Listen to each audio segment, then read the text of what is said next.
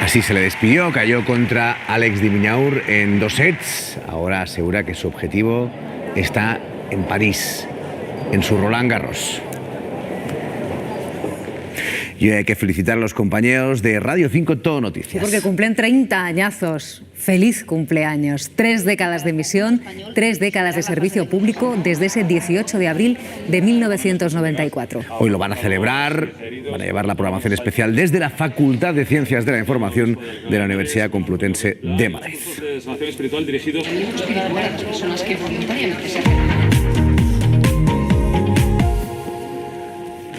Radio 5 Todo Noticias, que seguro que acompañan algún más de un momento del día a quienes nos están ya aquí en la mesa de la hora de la 1. Pilar Velasco, ¿qué tal? ¿Qué tal? Días. Buenos días. Jesús Maraña. Buenos días, yo soy oyente fiel de Radio 5. Bueno, llevo siempre puesto en el coche y esas cosas. No lo dudamos, no lo dudamos. María Peral, Juan Fernández Miranda. Como Jesús, súper fan de Radio 5. La verdad que tiene profundidad en la información, que tiene entrevistas. Me encanta mi Radio 5. Y 30 años, no todo el mundo puede decir que tiene una trayectoria de 30 años tan consolidada y tan profesional. Así que enhorabuena a nuestra radio pública, que está muy bien este aniversario. Enseguida nos traen los pasteles también para celebrar. Además están aquí cerquita, o sea que no les costará nada. Bueno, a esta hora, pendientes del último gran movimiento que afecta a una de los estados de Medio Oriente que han desarrollado su economía a base de la economía están buscando otras fuentes de ingresos.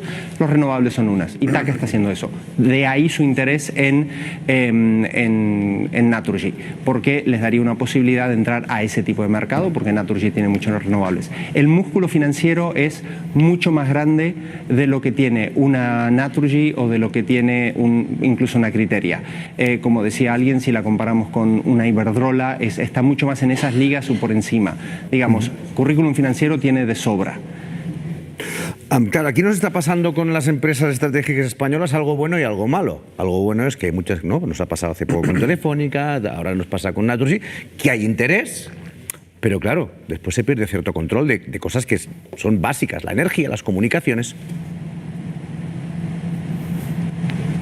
A ver, la primera cosa que sería interesante es definir bien qué son estratégicas, porque creo que ahí es interesante, las empresas españolas atraen interés, pero no está muy claro exactamente en qué momento se las va a declarar estratégicas. El ejemplo claro es Talgo. Nunca habíamos escuchado hablar de Talgo, un fabricante de trenes, como una empresa estratégica, y de repente cuando apareció un comprador, resulta que sí era una empresa estratégica. En algún momento, hace unos años, cuando salió el escudo anti-OPAS, se dijo que Prisa, que es una empresa de medios, es estratégica. No está claro que lo sea. Entonces, lo primero es definir qué son exactamente las empresas estratégicas. No está claro. Entonces, yo lo que diría es, hay muchas empresas españolas que están atrayendo interés. Y eso, como dices, es algo bueno y es algo malo, porque se pierde el control. Ahora, la realidad es en qué momento definimos qué es el control que se pierde. En el caso de Naturgy está claro que hay tres accionistas grandes extranjeros que tienen participaciones muy influyentes. Dos tienen 20 cada uno, otro tiene un 15, estamos en un 55%. Eso sí es claramente un control. Entonces ahí puede ser plantearse un problema, sobre todo en toda la discusión geopolítica que se dio desde la pandemia, cuando se empezó a hablar de la necesidad en Europa de tener en propiedad nacional ciertos activos estratégicos. Entonces, como lo planteaste perfecto, es bueno y malo, porque por un lado quiere decir algo se está haciendo para atraer el interés, pero por otro lado esto nos interesa. El tema es definir cuál es el perímetro de lo que nos interesa y para qué. Y creo que ahí hay bastante debate todavía por ver. Bueno, quédate con nosotros, Rodrigo, que vamos a abrir precisamente ese debate que planteas. Pilar, adelante. Sí, fíjate, es que mencionábamos la soberanía estratégica y esa es la clave. Y le doy una vuelta más a todo lo que planteaba Rodrigo, muy bien ordenado. Y es no solo para qué, sino qué pierdes en el futuro si pierdes ese control ante retos geopolíticos, económicos y estratégicos en un contexto europeo como el que tenemos. Ya hemos visto varios ejemplos en este último año. Es verdad que la economía española es muy atractiva, que las empresas españolas, la gran empresa española también lo es, y que además, como dicen algunos inversores, lo pongo entre comillas, está barata. Es barato invertir en España y en la gran empresa respecto de otros países, ¿no? El caso de Telefónica es muy significativo. Lo que ocurrió en Telefónica Telefónica es que desde su presidencia se encontraron, por decirlo así, con que un fondo había adquirido un 5%. ¿Y qué ocurre si no te das cuenta, si entran por detrás con estrategias financieras y en lugar de un 5% es un 20% y te quedas sin el control de una compañía como Telefónica, ¿no? Entonces ahí es cuando entra el gobierno con ese cierto pie en pared, muro de contención, como pasa en Francia, con las grandes empresas estratégicas, mucho más allá del 5%, ¿no? Por lo tanto, comparto que hay que definir las empresas estratégicas, que igual no es un listado blanco sobre negro sobre estas son, pero sí que cuando hay, oye, el 100% de una OPA es un control absoluto, ¿no? Que cuando lo hay, bueno, pues que el gobierno reaccione y que la operación sea transparente y que además haya mecanismos para que pues, no pueda usted controlar el 100%, porque los medios, decía Rodrigo, son estratégicos. Bueno, pues yo creo que sí.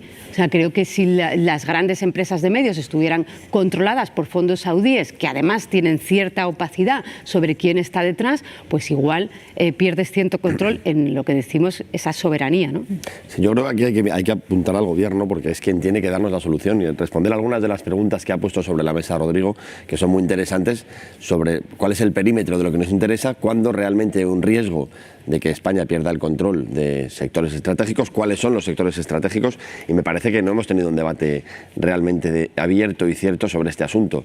También yo tengo el temor de que la reacción del gobierno sea similar a la de Telefónica, que es verdad que hay que proteger los intereses españoles, pero no siempre tiene que ser a base de que el gobierno recupere presencia a base de talonario, porque eso al final conduce también a posiciones que creo que están superadas. Es verdad que en los países de nuestro entorno las regulaciones... Aprobar la lista, ¿no? Es decir, bueno, el desde PSOE... el punto de vista del acuerdo, sí. Claro, el PSOE quiere pactar una lista con sus socios y los socios le dicen estos nombres sí, estos nombres incluye a los fiscales y jueces, incluye a los fiscales, los incluye. Con no citarles después ya vale. Y llega la antes de ir más adelante vamos al argumento político pensante y sacan adelante la lista, ¿no? Pero claro, pero al final tenemos a jueces y fiscales, en este caso a fiscales, sentados en una comisión parlamentaria dando explicaciones. Y eso... No, ella dice ganar tiempo y al final no convocarles. Que pasa la semana... Esa es la fórmula de la bueno, entonces es que en otro entonces es cínico pensante. No, es político pensante. Hombre, pero para la próxima tus socios ya no, igual no se fían. Claro, no, y en otro bueno, mira, si no hubiésemos visto pactar a con B criticando a Z, claro, y luego pactar a con Z criticando a B, Lluís Orriols, pues esto es lo más normal en política, son las ¿no? negociaciones, ¿no? Claro. Buenos días, por cierto, Lluís. Hola, buenos días. Bueno, yo coincido bastante con lo que se está debatiendo ahora mismo, ¿no? Yo creo que las comisiones de investigaciones tienen que ser capaces de acotar bien y no intentar invadir lo que sería competencias de otros poderes, pero es que en estas comisiones estamos viendo dentro de que hay distintas gravedades de invasiones, ¿no? Pero no solo en el poder judicial, con juicios que están en curso y que yo creo que obviamente, como se ha comentado, es inadmisible, sino también invasión competencial a nivel de autonomía política entre autonomías y gobierno central. Me parece a mí también que es irregular o que no es deseable que un nivel controle a otro nivel, ¿no? Es decir, que el Parlamento de España esté escrutando casos que ocurren en gobiernos autonómicos, como viceversa, ¿no? Como en parlamentos autonómicos escrutando cuestiones que corren a nivel nacional. Yo creo que tenemos que ser escrupulosos en la separación de poderes. La separación de poderes nos obliga a ciertas cuestiones, pero también es una cultura de respeto a la autonomía de los distintos poderes, ya sean autonómicos o judiciales, ¿no? Y yo creo que en esta comisión de investigación creo que esa cultura de respeto a la separación de poderes no se está dando. Pilar. A ver, en el argumento político pensante que mencionabas, lo que ocurre es que cuando negocias rápidamente, y es verdad que como estas dos comisiones de investigación a nadie se le escapa, que son profundamente políticas y que van a marcar la agenda política a ambos lados, si citas a los fiscales, al final tienes pues una respuesta al día siguiente. El PSOE, el gobierno en este caso, y lo ha dicho expresamente el ministro de Justicia, no tenía ninguna intención, sobre todo además porque no son útiles unas declaraciones de los fiscales. O sea, se aprueban por los letrados porque hay antecedentes, han pasado fiscales por comisiones de investigación, tampoco digamos que es una anomalía. Hay un antecedente, porque han pasado. Antecedente muy singular además. Efectivamente, pero en investigaciones abiertas sobre contratos que están investigándose en la Fiscalía Europea, en la Fiscalía Española, en la Fiscalía Anticorrupción. ¿Qué pueden aportar? Y además en un contexto político, digámoslo, que es de alta tensión en cualquiera de los casos y en cualquiera de las dos comisiones, la del Senado y la del Congreso. Pero las costuras se fuerzan, claro, se fuerzan. Acuérdate, Juan, de lo que pasó en el Senado hace una semana, que el propio letrado de la Comisión del Senado le dijo al Partido Popular: se está usted extralimitando, acuerda un marco de una comisión de investigación y ahora quiere meter temas que no tienen nada que ver, como lo de Europa, como el Instituto Empresa, como unas citaciones que se extralimitaban del marco legal. Pero no podemos aislar este hecho, estas citaciones a fiscales en este momento con las comisiones Lawfare, porque lo que los independentistas quieren es que en las comisiones Lawfare vayan fiscales y vayan jueces. Y esto está pasando ahora. Por lo tanto, puede convertirse en un precedente. Y por eso Bolaños rectifica. A mí el argumento no me encaja, porque dices, a ver, es una comisión en la que, como tiene mayoría el PSOE y sus socios, pues imponen los nombres más que el Partido Popular. Claro. Y unos contratos bajo investigación en la que lo que querrán es que los fiscales que aporten datos sobre supuestas irregularidades, no cuestionar su labor. Es que en este caso no vería el Lawfare por ninguna parte, porque no veo dónde pueden cuestionar la labor de los fiscales. Que a lo que se refiere, Juan, es a establecer el precedente de que ya se ha citado a jueces o a fiscales en una comisión de investigación. Y sobre la base de ese precedente no van a pasar por ahí los jueces y fiscales por una cuestión de cuestión de que además tienen la autoridad de rechazarla o de aceptarla. Una vez un fiscal puede decir sí, voy a declarar a la comisión de investigación perfectísimamente. Imaginaros un caso Angrois o el accidente de Spanair, podían haber ido jueces y fiscales. En este caso, con que dijeran eso es muy dudoso, que un juez voluntariamente diga voy a ir. Su reglamento les permite no ir, con lo cual tampoco veríamos ese supuesto cuestionamiento. Pero establecido el precedente sería más difícil negar que no fueran a las otras. Dirían ellos que no, porque su reglamento pues ya no veremos. María, pero la cuestión es cuál es el mensaje que se traslada a la carrera judicial y a la carrera fiscal. Ese es el problema. Y ese es el problema de las comisiones Lawfare. Y se ha rechazado, por eso el gobierno. Hombre, claro, por eso el señor Bolaños rectifica, porque le dice a su partido, señores del Partido Socialista, que están yendo ustedes a lo que hemos dicho que no era siempre, a pesar de que sí se firmó el documento de la comisión Lawfare. Bueno, eso sí lo firmaron. Que el lunes empiezan las comisiones, no han empezado. No ha declarado sobre supuestos delitos y cargos que tiene encima muy graves. ¿Qué va a hacer? ¿Ir a una comisión parlamentaria a contestar? ¿De verdad?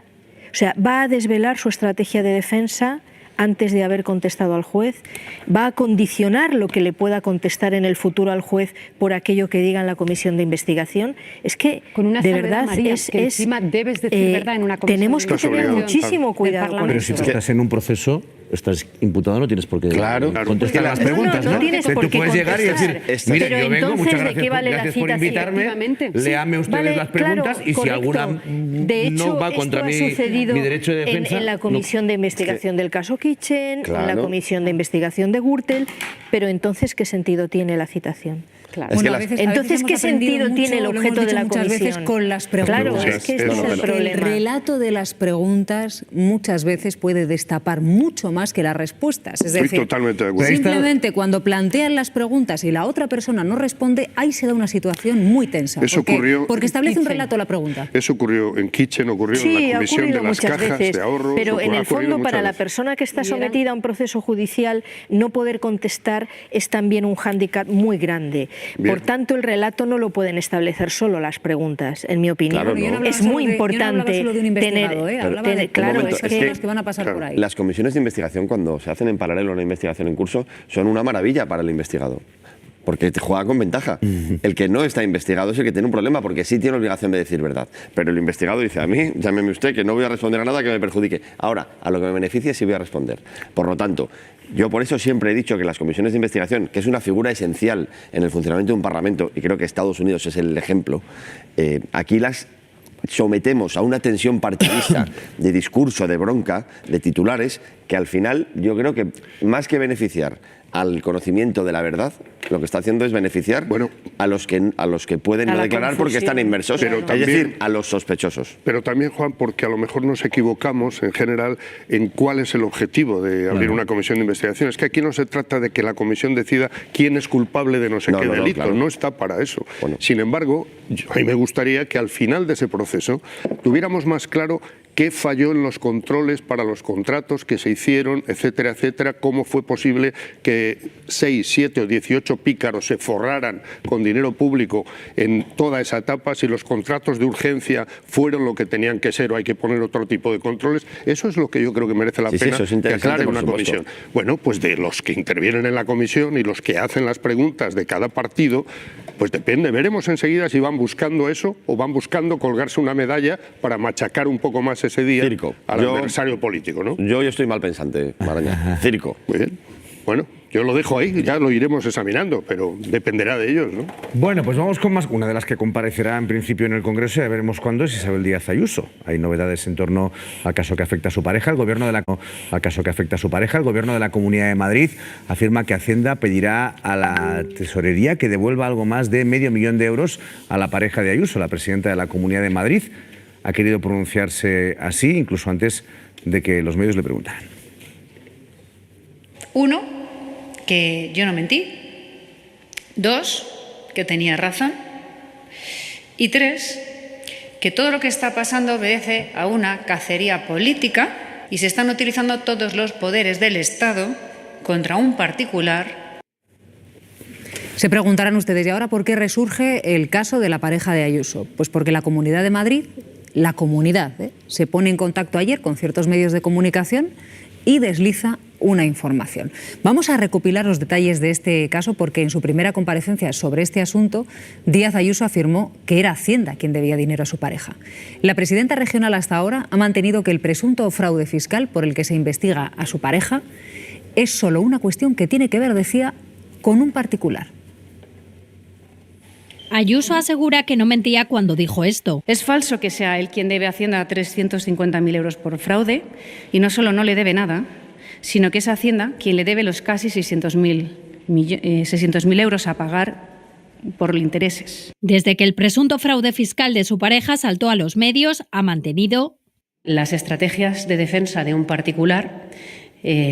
Tampoco son ahora mismo parte de mi responsabilidad. Pero ayer, sin ser preguntada, quiso zanjar el asunto al arrancar la rueda de prensa. Y se están utilizando todos los poderes del Estado contra un particular por una inspección fiscal. Su gobierno afirma que Hacienda va a pedir a la Tesorería que devuelva a González Amador 552.000 euros, pero lo que ni la presidenta ni el Ejecutivo aclaran es en concepto de qué ni si tiene relación con la causa penal que tiene abierta. La ministra de Hacienda se pronunciaba así en este programa. ¿Por qué dice la presidenta de la Comunidad de Madrid que Hacienda le debe 600.000 euros a su pareja? Es que lo dudo, es que creo que es mentira. El Ministerio no puede confirmar esta información por tratarse de un asunto privado de un contribuyente, pero critica que la Comunidad de Madrid hable en nombre de la agencia tributaria y que intente, dice, confundir y tergiversar. A esta hora, la única certeza es que González Amador tendrá que declarar como investigado ante la jueza el próximo 20 de mayo. Jesús, ¿qué te parece este último movimiento?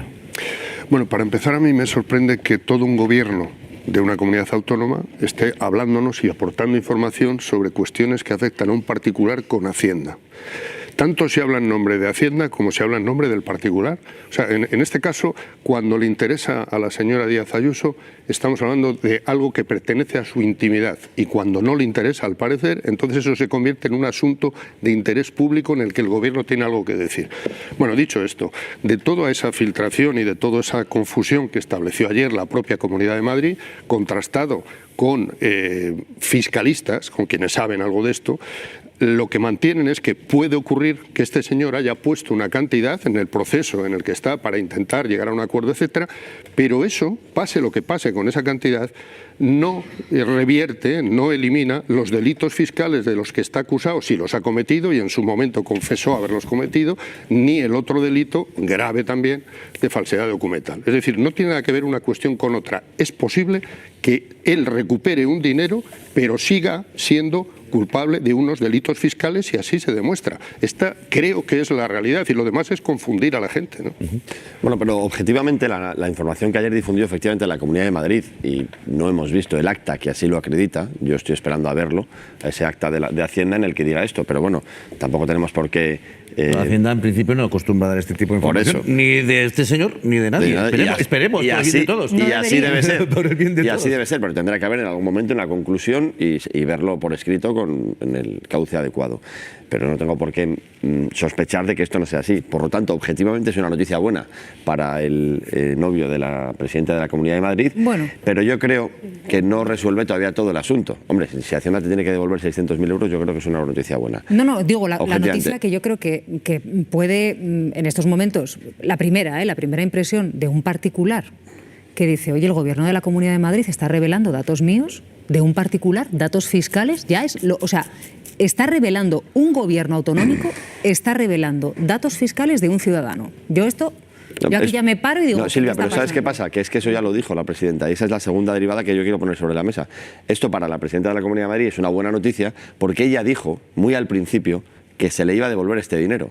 Si esto se ha confirmado, queda patente que no mintió en aquel momento, porque aquella declaración inicial de la presidenta de la Comunidad de Madrid fue arriesgada. Si es que y por eso yo creo que ayer en la Comunidad de Madrid estaban muy contentos. Hombre, ahora vamos a acabar de ver lo que dijo, vamos a acabar de ver las conclusiones que dice la Inspección de Hacienda. Explicando el caso al revés de lo que era. No nos olvidemos. Primero lo dijo sin que le preguntasen. Dijo, bueno, y ya que nos debemos a la actualidad, vamos con la noticia del día. Ella lo dijo explicando que era Hacienda quien tenía que devolverle, como le puede pasar a cualquier ciudadano que le devuelve a Hacienda ese año, ¿no? Diga, oiga, que no, así es. Que estamos hablando de unos delitos fiscales, no de una inspección de Hacienda donde resulta que tienes... Pero si es que lo uno no quita lo otro. No es eso. Lo uno no quita lo otro. Es decir, fue mentira lo que dijo en aquella ocasión. Eso me parece que no tiene ninguna duda, aunque le quiera dar la vuelta de esta manera ahora, pero lo que dijo no era verdad. No lo sé. No, y hay que tener cuidado con las versiones de la Comunidad de Madrid porque me remito a los hechos de los últimos 2 meses, en demasiadas ocasiones son averiadas, por ser suave. Lo que hizo ayer la Comunidad de Madrid es dar una información que a un ciudadano particular se le devuelven 500.000 euros sin documentos, sin actas, sin decir de qué se le devuelven, en concepto de qué se le devuelven esos 500.000 euros y qué está pasando en esa regularización de Hacienda. Oigan, por los canales oficiales de la Comunidad de Madrid, con recursos públicos. Había un senador, Alfonso Serrano, dedicando su tarde de ayer, que pagamos todos, a explicar la situación de la pareja de Ayuso sin documentos, insisto, y se nos pide a los periodistas que creamos una versión como un acto de fe, porque esto es así. Y entonces decimos sí, y además que la repitamos, y además que digamos que tienen razón. Entonces, si se le han devuelto 500.000 euros en una buena noticia, pues no lo sabemos. ¿Por qué no sabemos en concepto de qué? Voy a citar lo que decía y escuchaba ayer a un técnico de Hacienda, porque claro, como no tengo los documentos, yo me niego a encima decir es que esto es así. Decía un técnico de Hacienda, puede haber pasado que haya intentado una regularización, no, compensar la cuota de 2021 y 2022, entonces haber aportado más dinero y que Hacienda le diga, mire, usted no puede aportar este dinero de más ahora, se le devuelve. Y esto va al margen de la investigación fiscal por tres delitos. Porque ya se le ha notificado a usted que Hacienda le está investigando por el ejercicio de 2020 y 2021. Lo que decían los técnicos de Hacienda es está intentando compensar, regularizar de una manera un poquito en diferido. Si te parece, vamos a saludar a José María Mollinedo, que es secretario general de Gesta, de los técnicos de Hacienda, del Sindicato de Técnicos de Hacienda, porque claro, tenemos esa información que avanzan desde la Comunidad de Madrid, esa devolución que nos dicen que ha existido, sin concepto, y claro, José María, pues aquí entiendo que todo el mundo os pregunta, ¿en base a qué puede ser eso? Sin entrar en el caso concreto, porque obviamente no es lícito dar detalles de una persona concreta, ¿qué es lo que podría haber pasado? Buenos días.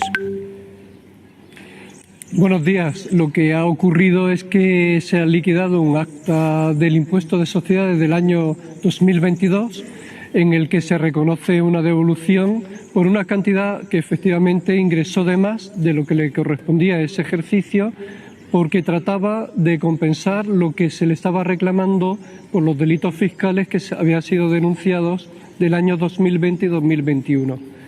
Como resulta improcedente pagar en un año posterior lo que no pagó en los 2 años precedentes, es por lo que la Hacienda Pública correctamente devuelve estas cantidades pagadas de más. Eso no impide que se pueda seguir manteniendo los delitos y sigan vivos ese proceso judicial, hasta que haya eventualmente un acuerdo entre las partes. José María, entonces técnicamente no es que Hacienda devuelve, es que Hacienda rechaza el pago, ¿no? Bueno, no es que Hacienda se pronuncie si acepta o rechaza el pago. Lo que ha ocurrido es que se inició una inspección sobre una sociedad, sobre Maxwell Cremona de González Amador, del año 2020 y 2021, y está proseguido para el año 2022, en el que ellos intentan pagar una cantidad de más para compensar lo defraudado en los años precedentes, y ahí pues hay una liquidación correcta que dice no, usted lo que debía haber ingresado por sus beneficios eran unos 75.000 euros y todo lo demás, ingresado de más, tiene derecho a su devolución. Yo tengo una duda, José María, porque claro, esta información se ha liberado por parte de los representantes de la Comunidad de Madrid. ¿En algún momento la Comunidad de Madrid puede tener acceso a los datos fiscales de un particular y puede revelarlos públicamente y difundirlos? En este caso está claro que no tiene acceso la Comunidad de Madrid a una inspección fiscal de la Agencia Tributaria del Estado. Sí, posiblemente habría que preguntarle a la Comunidad de Madrid o a las personas que han difundido esta información quién le ha suministrado digamos, esos contenidos, y seguramente esos contenidos vendrán por la parte de los abogados o de las partes relacionadas con González Amador. Claro, porque otra cosa, María, ya es si un particular, ¿no?, le da esa información a un gobierno y lo difunde, que raro es, pero bueno, las circunstancias de este caso también. Vamos a ver, yo creo que la señora Díaz Ayuso no debió desde el primer momento meterse en un berenjenal que no le correspondía, y no puede hacer un uso arbitrario de ahora es un particular y ahora es mi pareja y ahora es una cacería política y ahora es un asunto privado de un ciudadano.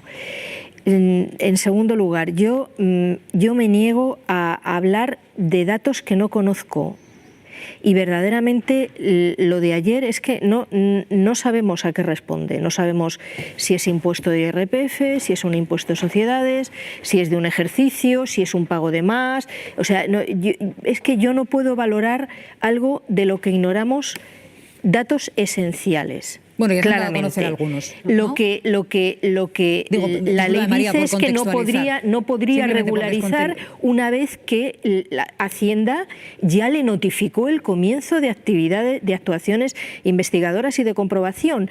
Ya no hay ninguna posibilidad de regularizar. Por contextualizar, si ustedes están uniendo ahora a la hora de la 1, lo que se sabe es que la pareja de Díaz Ayuso confesó un fraude fiscal, entre otros delitos, que afectarían a los ejercicios de 2020 y 2021.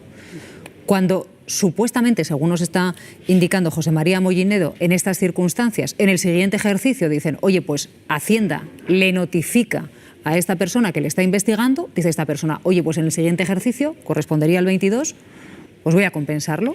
¿Qué le dice Hacienda? Es que usted en este ejercicio no puede compensarlo, porque esta cantidad no corresponde a este ejercicio, y lo más importante, tú me corregirás, José María, lo más importante es porque ya te hemos notificado que te estamos investigando. Entonces, en cuanto Hacienda notifica a una persona que la están investigando, se acabó. Ya no puede compensar nada. Eso ya va por la vía de la inspección, y en casos como este ya va por la vía penal, ¿no? Sí, correcto. Ingresar ahora una cantidad no tiene consecuencias jurídicas, resulta un intento inútil porque no limpia los delitos fiscales que ha cometido con anterioridad. Lo que podrá hacer ahora será utilizar ese dinero que obtendrá su devolución en unos días y aplicarlo o consignarlo en el juzgado para pagar las cantidades defraudadas presuntamente de los años 2020 y 2021 del impuesto de sociedades de Maxwell Cremona. Y a partir de ahí lograr o intentar lograr un acuerdo con la abogacía del Estado, que representa los intereses de la agencia tributaria y con la Fiscalía. Alcanzado ese pacto, seguramente ese pacto de conformidad pues acabará con una condena ajustada al mismo. Y en ese caso tendrá que reconocer efectivamente, y está en plazo para ello, tiene 2 meses para reconocer que ha cometido el delito y ha pagado las cantidades defraudadas, los intereses de demora, así como las multas que se acuerden, las multas penales que se acuerden por la comisión de esos delitos. Posiblemente estas cantidades, aunque la suma de los delitos contra la hacienda pública de esos 2 años son de en torno a 350.000 euros, los intereses de demora y las multas sí puedan suponer esa cantidad que ahora Hacienda le tiene que devolver necesariamente del año 2022 que él ingresó, digamos, por exceso. Que yo me preguntaba, José María, si al final uno, siendo consciente de la situación en la que se podría encontrar, la aceptación de los delitos, ¿no? La admisión de los delitos. Este movimiento de dinero, que a lo mejor ya sabía que no iba a ningún sitio, pero bueno, tú haces ese movimiento, no sé si pueden facilitar en su momento o demostrar voluntad para llegar a ese acuerdo del que estabas comentando. Bueno, digamos, con la información que se ha publicado, el asesoramiento que está recibiendo, el asesoramiento jurídico o fiscal tributario que está recibiendo González Amador, bueno, la empresa Magwell Cremona, no está siendo especialmente muy cuidadoso. Está incurriendo en algunas contradicciones y así constan algunas de las informaciones que se ha publicado, donde en este intento, digamos, inútil de compensar, digamos, porque no existe una regularización, compensar en un año posterior lo no pagado en los años precedentes, lo que lo hace justificando que existen 2 facturas que la inspección en su momento reputó que eran falsas o falseadas, que son las de mayor importe. La correspondiente a la sociedad mexicana y la factura de la sociedad de Costa de Marfil. Esas 2 facturas suman 1,5 millones de euros, que junto con otras se reputaban falsas o falseadas. Y estas 2 son las que la propia empresa Magwell Cremona reconoce en el año 2022 que deben ser anuladas. Entonces, en cierta forma, está reconociendo el criterio de la inspección, que esas 2 facturas no eran correctas cuando las dedujo. José María, claro, los primeros sorprendidos con esta información hemos sido los periodistas, porque nosotros no hemos ido a preguntar a ninguna puerta sobre este tema. Lo anuncia ayer la propia presidenta de la Comunidad de Madrid. Claro, nosotros no podemos ir a la Comunidad de Madrid diciendo, oye, ¿qué información tienes de ese particular? Porque entendemos que un gobierno autonómico no puede tener una información fiscal de un particular. Entonces, claro, de este tema, ¿dónde acudo? ¿No? Al abogado. No, pero quiero decir, o sea, por poner todo en contexto, quien anuncia esta información es la propia presidenta de la Comunidad de Madrid en un atril desde el que comparece para una cuestión institucional. Y por ser justos con los compañeros que han tenido acceso a la documentación, porque sí hay, María, compañeros que han tenido acceso a la documentación y que la llevan publicando desde ayer, es el diario El Mundo quien ha dado con todo detalle cada una de las cuestiones, el dinero que habría regularizado, de ahí es de donde conocemos esa información, los 77.000 euros que debería haber pagado, los 600.000 que pagó. Es decir, por ser justos con todos los compañeros, quien han tenido acceso a esta información son los compañeros del diario El Mundo. Pilar. Fíjate, es que yo voy al origen, Silvia. Dices, el dinero que ha regularizado. Lo que tenemos aquí es a una Comunidad de Madrid, un gobierno autonómico, una presidenta que está utilizando recursos públicos y está haciendo de defensa de un particular, como dice ella, que ha reconocido ese propio fraude. 2,5 millones de pelotazo por la venta de mascarillas, que eso se convierte en una instrucción judicial por la vía penal con 3 delitos imputados, que él reconoce que ha cometido un fraude y por eso intenta regularizarlo, y tenemos a la presidenta de la Comunidad de Madrid dando unas versiones a través de los canales oficiales absolutamente faltas de información, además, para que podamos elaborar un juicio. Si esos 500.000 euros se le devuelven al señor González Amador, lo que estamos diciendo es que no influye en la vía penal, pero seguimos sin saber en concepto de que si es por una compensación porque intentó pagar de más. Claro, es que esa información no la tenemos. Claro. No la tenemos, e insisto, esa no nos decía la ha yo información nadie. averiada, Claro. información sesgada de la Comunidad de Madrid defendiendo